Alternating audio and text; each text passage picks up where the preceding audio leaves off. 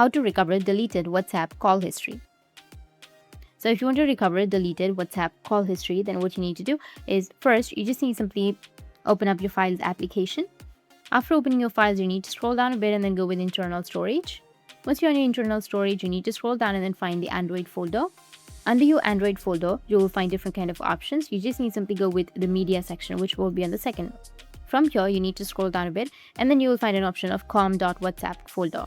Tap on it and then you will have WhatsApp inside that. Tap on WhatsApp and here you will have databases, or you can just simply go with the account at first and then go and select the folder right here, and here you will have databases. You need to tap on it and here you need to select all of these files, then go with the three dots which will be in the top right and then tap on copy. Once you've copied, you need to scroll down and then go with the backup folder. Once you're on your backup folder, here you need to just simply go and paste it. You can go with the three dots which will be in the top right and then you will find the paste option. Once you've pasted here, you'll recover all of your deleted WhatsApp call history.